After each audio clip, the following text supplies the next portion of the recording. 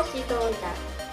Suppositoria adalah obat solid atau padat, berbentuk peluru yang dirancang untuk dimasukkan ke dalam anus atau rektum.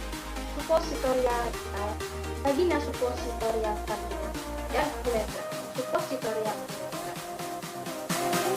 Suppositoria umumnya terbuat dari minyak solid yang mengandung obat. Suppositoria rectal akan hancur atau larut dalam suhu tinggi dan akan menyebar secara bertahap ke lapisan usus rendah atau biasa disebut dengan rektum, di mana di sana ia akan diserap oleh aliran darah, yaitu rectal suppositoria.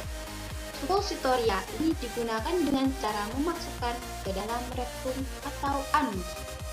Suppositoria rektum mempunyai panjang sekitar 2,54 cm dengan ujung membulat. Berat suppositoria 3 gram untuk dewasa dan 2 gram untuk anak-anak. Apakah kalian tahu suppositoria rektal dipakai untuk kondisi yang bagaimana? Kondisi suppositoria digunakan pada saat yang pertama yaitu wasir, kedua demam, yang ketiga nyeri, yang keempat sembelit, yang kelima alergi, yang keenam mual karena mabuk perjalanan, yang ketujuh kejang, yang kedelapan masalah kesehatan mental seperti kecemasan dan bipolar. Kedua yaitu vaginal suppositoris. Vaginal suppositoris dipakai untuk membantu mengatasi masalah pada organ kewanitaan.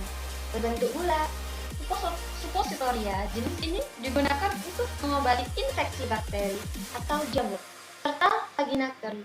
Selain itu, vaginal suppositoris juga dapat dipakai sebagai pengontrol kelahiran atau yang biasanya disebut dengan kontrasepsi. Yang ketiga yaitu uretral suppositoris, di mana biasanya digunakan untuk membantu mengatasi masalah ereksi. Berbentuk seperti biji beras, suppositoria jenis ini mengantarkan obat yang dikenal dengan nama alprostadil. Cara penggunaan suppositoria. Suppositoria rektal. Yang pertama, cuci tangan dengan sabun dan air. Yang kedua, jika suppositoria melunak, taruh di dalam air dingin atau masukkan dalam lemari pendingin selama 30 menit agar mengeras kembali. Yang ketiga, keluarkan suppositoria dari kemasan dan basahi sedikit dengan air bersih. Cara selanjutnya, atur posisi tubuh berbaring menyamping dan tarik kaki kanan setinggi perut dan bagian kaki kiri dengan posisi lurus. Selanjutnya, angkat bagian atas pantat dengan tangan kanan untuk menjangkau daerah rektal. Lalu masukkan suppositoria dengan bagian yang runcing terlebih dahulu sedalam setengah atau 1 inci untuk anak-anak dan 1 inci untuk dewasa. Tahan ujung jari yang digunakan untuk memasukkan suppositoria.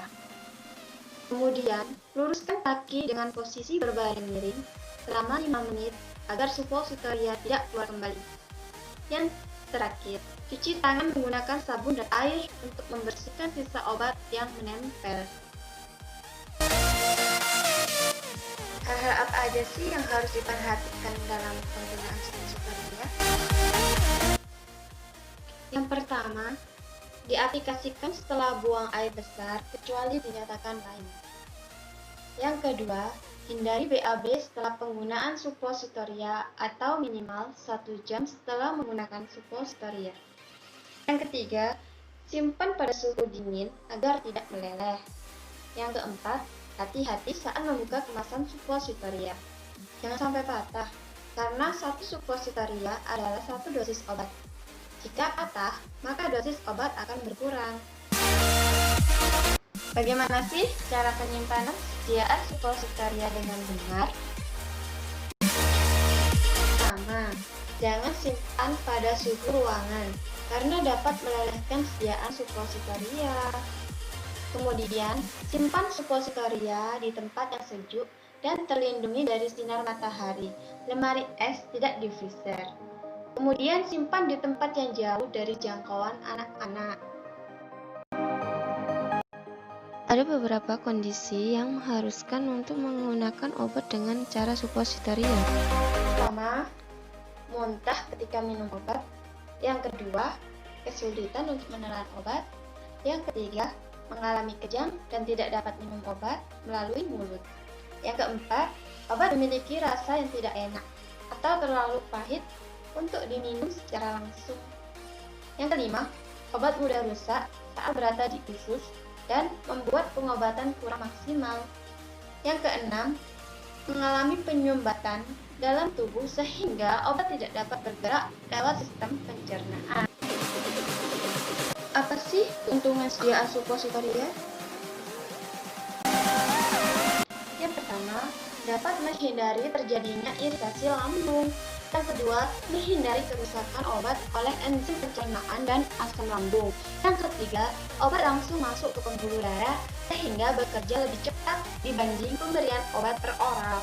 Yang keempat, solusi pemberian obat pada pasien yang mudah muntah atau pasien yang tidak sadarkan diri.